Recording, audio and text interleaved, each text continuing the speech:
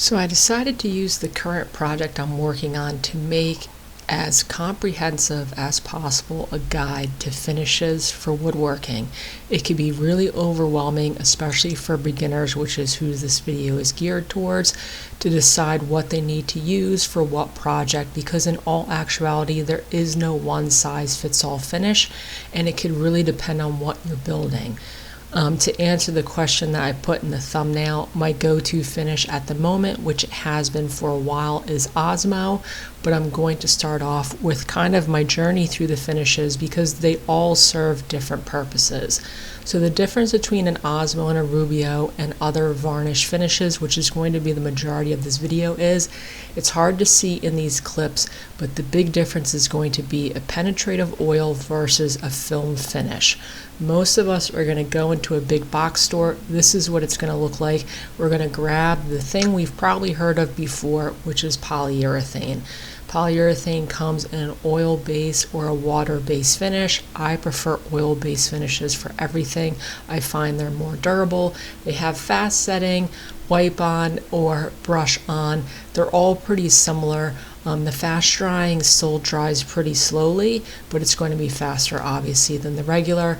I'm going to give a little PSA to people. If you see anything that says poly shades or one coat, if you want to save yourself a lot of time and headache, avoid them like the plague. Never use them. They're absolute garbage. So like I said, this is a compilation, so I'm pulling a lot of old projects. This is at least 7 years old. It's one of my first YouTube videos. You can see the can of the poly is different. That's how old this is. Pretty simple process. Poly goes on in a layer of coats. It's going to create a film finish, and it's basically a varnish. So varnish is going to be an umbrella term for most of the products in this video, and basically that is anything that creates a film finish that is a mixture of resins, drying oils, solvents, and UV protection. The type of materials that make up those particular categories are where the differences are going to come into play. So one of the reasons I stopped using poly, even though this is a current project, because when I was in the store I grabbed some because it is a very easy finish to apply, especially for a flat piece of furniture like this, is because poly doesn't stick to itself. So you have to sand in between every single coat, which means right now you have to use a rag with like a mineral spirits or a paint thinner on it to remove all the dust. Even the fast drying poly still dries pretty slowly, which is between 3 or 4 hours, and that is going to slow down substantially in the winter time. The other thing about poly is there's just better options, but as you can see, it was a quick, inexpensive way to get this project done. I prefer over water based, so that is what I used for that project I had in the shop. Poly will also come in water based. I prefer General Finishes version of the water based up. It's not a poly, it's their version of a top coat, but Varathane and Minwax also make a water based poly. That goes well over stain. The main difference between the water base and the oil base, it's going to dry a little bit faster. It's going to give you a completely different look. A lot of times I'll get a customer that doesn't want a material to amber or yellow over time, so I always recommend water-based poly because obviously oil will. It also, in my opinion, makes the colors of the lumber more true, so they're not going to add that yellowing effect to it, so it looks like there's less of a finish on a piece. It doesn't create as much of a film. So if you like the natural look of wood, water base is going to be a good option, but I don't find it to be as durable. After I tried poly for a little bit, I decided to get more natural and use oils. The main difference between these oils, Danish oil, teak oil, it's all going to be similar to varnish, it's just little tweaks. Danish oil has linseed oil, tung oil, and some varnish in it, and it's going to dry and create a hard surface. Now teak oil will also have UV protection in it, that's what makes it a little bit different. Tung oil is made from the nut of a tung tree. Linseed oil is made from flax seeds. Oils are a great finish. They penetrate the surface. They bring out the natural beauty of wood. The problem with oils is you have to put a paste wax on top of them, buff it into the finish, which what I'm doing here, which isn't that big of a deal. But if a customer ever wants an oil finish, I make it very clear to them. It is something that it's not a maybe. You will have to reapply that oil and that paste wax over time. It's not as durable. Linseed oil I have used on projects. I will use it in a bind. I put it on this dog casket I made a couple years ago. Linseed oil will severely yellow the finish. I don't have a current photo of this, but it turned almost as yellow as the container in the back of the shop, and that's just because the properties of it. Like I said, linseed oil comes from flaxseed, but I believe they use more synthetic oils nowadays. There's also raw linseed oil, which takes a long time to dry, and that's more of an additive. You'll put it in other waxes to create different finishes, and painters will even use it to oil down water-based paints. There's also specialty finishes, so if you're making food grade products, you have to put specialty finishes on those. Cutting boards are pretty popular nowadays, so as you saw, it's easy to get cutting board oil and put that onto the surface. Once again, this will also be something you have to keep reapplying, but the ones with wax last pretty long. My next stop after oils, because like I said, they aren't super durable, is I wanted to try out some shellac. I genuinely really like shellac as a finish. It is also going to be a varnish. The same problems are going to pop up with shellac. It is not as durable as some of the other varnishes. I'm actually putting on a piece of furniture now, which I usually don't do because I was trying to match a piece of furniture for a customer. They already had shellac in there. You can see it's a very yellow finish, but the bonuses to it is it dries extremely quickly, so you could do multiple coats in a day. It also melts together, so even though you're usually going to sand in between coats to get a smooth finish, you technically don't have to with shellac. I started using shellac on stuff like this. This is a ceiling. It doesn't really matter about the durability of it. UV light is not going to hit it, so it's really easy to apply. You could do multiple coats, like I said, in a day, and it won't have the same pitfalls as putting it on furniture. Shellac also, this primer is the best primer I've ever used if you want stain blocking, if there's tannins in the wood leaking through your furniture. This stuff is expensive. It's about twice as much expensive as Kills, but it's the best primer, and shellac can also be used in as a sealer, a wood sealer, so I keep that around the shop as well. Next up, I tried Lacquer, and you can see I'm not making all this up. This is actually going on projects I've used over the years. Lacquer is a really old finish. It actually dates back to antiquity. Lacquer is also a type of varnish. It's a resin that comes from trees, and anyone who's ever seen Asian furniture with that super high gloss will recognize lacquer, because that's what it is. The problem with lacquer is I'm putting it on a simple piece of furniture right now. This was a cherry bed frame, so it worked out pretty well, but really, all in all, lacquer is best when sprayed. I didn't have a good spray set up at the time, and honestly, if you've seen my shop, it's not a great dust-free environment, so I pretty quickly moved on from lacquer after that project. Once again, we're going to get into specialty finishes, which are exterior grade finishes. I don't do a lot of exterior grade work, but that exterior grade product that is in Home Depot and or Lowe's works pretty well. Oil also works really well on exterior grade work.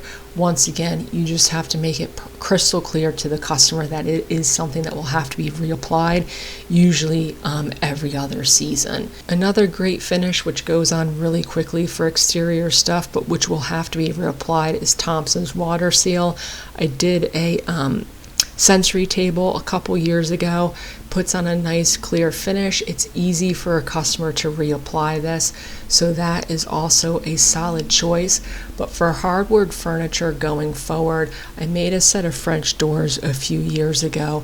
I did a lot of research on exterior grade finishes and a lot of woodworkers, because a lot of the stuff, what happened is I wasn't happy with what I was using. I did a lot of research online, woodworking forums, YouTube videos, and got recommendations from other woodworkers, and this PPG OG Pro Lux is an excellent exterior grade finish. That is my current go-to for stuff around the shop. You can see it leaves a nice durable finish. These doors have been installed for over a year at this point, and I've had no issues with them. Another option for exterior and interior finishes are epoxy. I don't personally like epoxy. I did it once on a tabletop. I warned the customer about yellowing. I went to her house for another project a year later, and it had yellowed over time. She loved it because she wanted something super durable, so I was happy she liked it, but I'd be hard pressed to do epoxy again. It's a pain. You need certain environments in order for it to set up. But for exterior finish, now I made the wooden frame. I was not responsible for the mosaic. I just made the wooden frame, and I didn't coat this. The customer coated this with a water grade exterior epoxy, and that has held the test of time outside. So that is also a good exterior finish. Now, if a lot of this seems overwhelming, a lot of times when you're starting out, you'll be working on smaller projects. It's an awesome opportunity to try out what you like. Like I said, I have my particular finishes I really like, but none of them are terrible. So picture frames are going to be a great chance to go because they're small. You can buy the pints instead of buying quarts. And you can see I'm staining one of these and putting poly on it. I'm putting oil on one of the other ones, and then I'm going to put a different grade of clear coat on the third frame. You can really test out what all of those look like, how hard or easy it is to apply, because realistically speaking, some of the reasons I don't use these finishes are because I generally make larger pieces of furniture, and it just is more time consuming to put those products on there.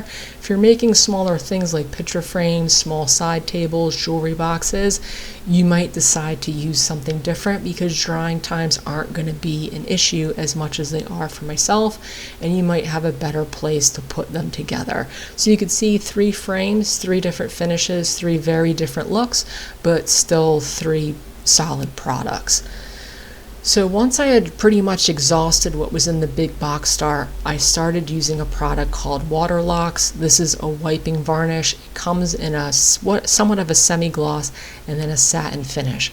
I really liked Waterlox.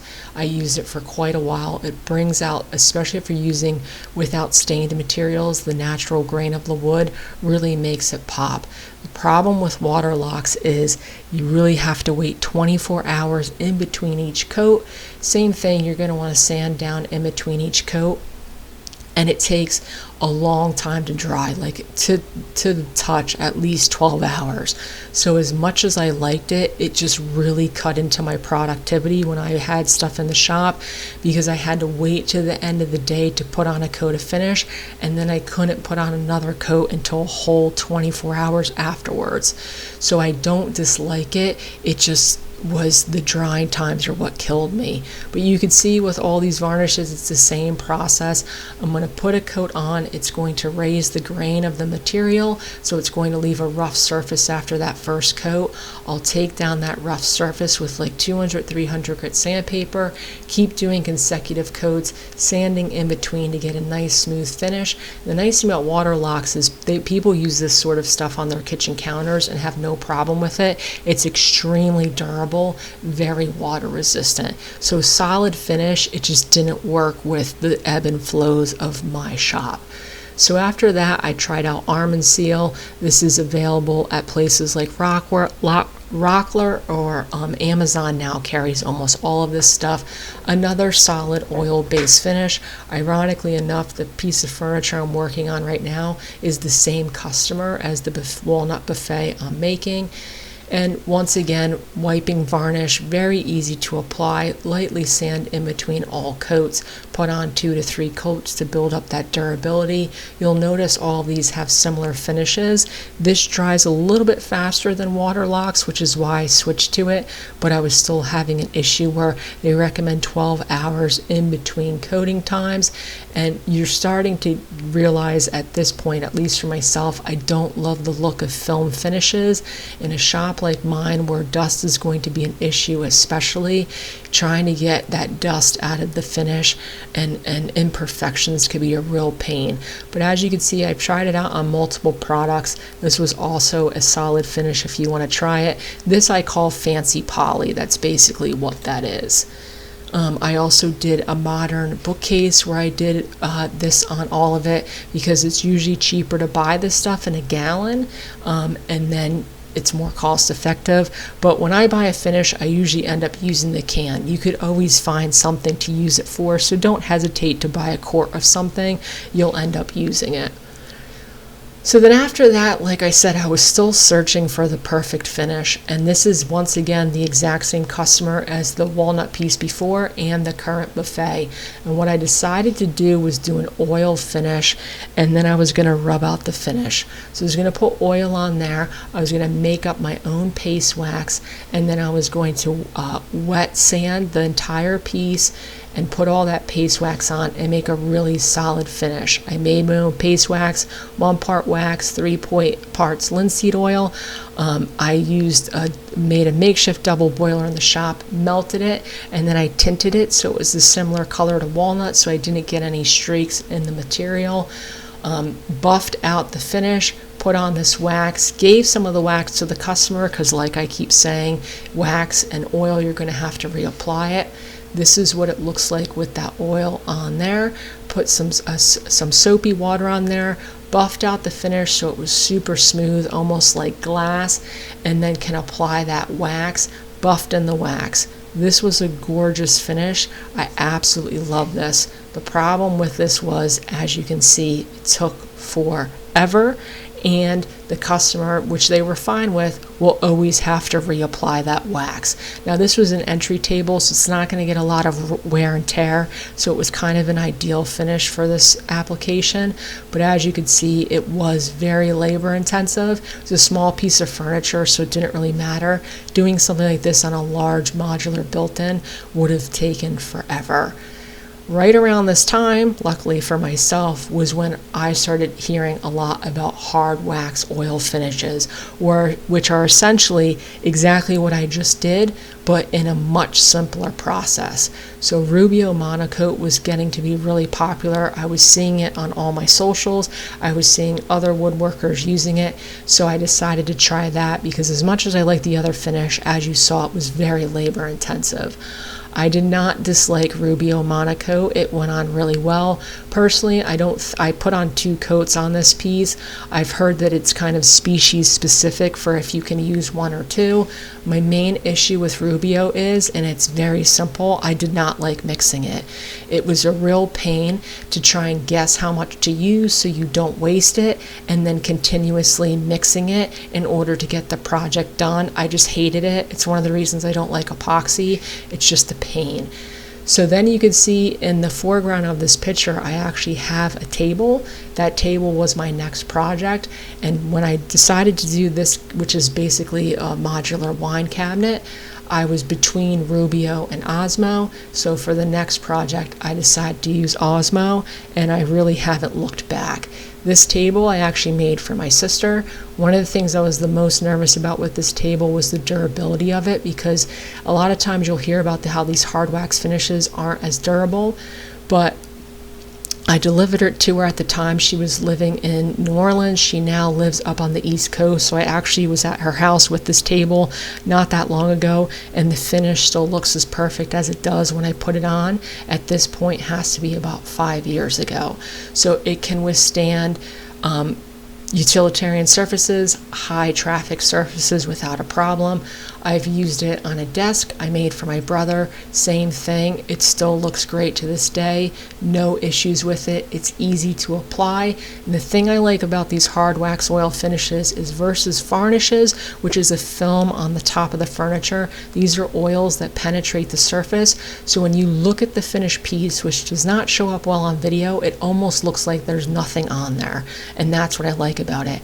A lot of these polys and these varnishes, you could tell there's a finish on it. Sometimes they'll get cloudy if you put something hot or a liquid on there, and they're harder to repair. All these projects I'm showing you all have Osmo on them, and they all still look good after that initial application. And the other nice thing about these is they're easy to fix because you could spot fix them.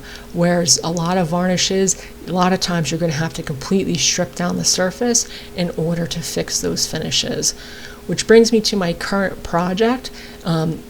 Another few tips for if you're going to be getting into putting finishes on stuff is I like to completely take apart my pieces and coat them 360 degrees in the round.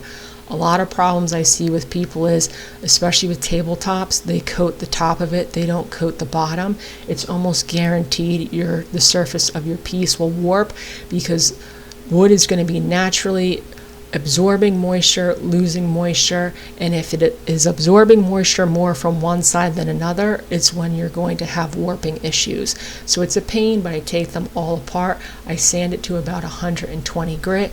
This Osmo, you have to essentially buff into the finish, which is the one downside of it. It could take a little bit of time, but I apply it with applicators. These are just white abrasive pads. I buy them in bulk on Amazon. A box lasts me years. And you buff into the finish, which usually eliminates the need to have to sand in between coats, which is a huge time saver. It also doesn't generate a lot of dust, so the final finish is really nice. And the key with these hard wax oils is a little dab will do you. You really want to buff it into the wood, and you do not want to leave any sort of residue on there. Once you let it set in for 10-15 minutes, I'm constantly going back and removing any residue because it's not a stain in the sense of composition, but it's like a stain in the sense of it will not dry. It will stay tacky on there forever. So because I was using this on such a big piece of furniture, I decided to buy some abrasive pads for my orbital sander and try applying it that way. I did not read about this online. I invented this myself, so I'm not necessarily giving a recommendation because the company might not recommend putting it on with an orbital, but especially for the inside of the drawers and the inside of the cabinet, obviously the bottom stretcher, smaller pieces I had to apply it traditionally, but on the sides I just lowered the variable speed on my orbital. I put it on that way, and this seems to be working out fine. It also saved me a ton of time. Another thing of note is right now almost all of my customers want a satin finish or a matte finish. If you're buying a finish that's satin or matte, most of these finishes are naturally going to be pretty glossy. They have dulling agents in them, which is what gives it that matte satin finish. Those agents usually settle to the bottom of the can. So if you're buying a matte or a satin, it's imperative that you're continuously stirring that can. Most of the times when I see issues with people that have an uneven finish, it's because they have something like that. They weren't stirring the can enough, and they were left with an uneven finish. You could see PSA to people that want to use this. I'm dribbling that Osmo on there, which I've done with other finishes. I don't know why it did this, but the next day I came back and I could still see the dribble marks even though I sanded it in. It must have penetrated really quickly and left a mark. So I learned my lesson from that, and now you could see I'm kind of dipping the applicator in a paper plate, not putting it directly on the furniture, and then going from there. So this dries overnight. Osmo only needs 2 coats. I could come in the next day. Because I'm using an abrasive pad, it is essentially sanding the surface while I'm putting the finish on. There's no need to sand it. One of the problems with these videos is you're not going to be able to see the tactileness of a piece of furniture in a video, but it comes out super smooth. One of the smoothest finish I've used, and it's a little hard to tell, but you can see that it has no buildup. It doesn't have that film. It just looks like a very, very natural finish. Makes all that grain pop. So I hope people got something from this video. I know it's kind of long. I covered a lot of material. Like I said, a lot of times I'll get a customer, they'll say, I want something super durable, or I want something that doesn't yellow, and I go from there. But whenever someone asks me for my recommendation, ever since that first kitchen table, Osmo is the finish I go to, and I don't really see that changing anytime soon.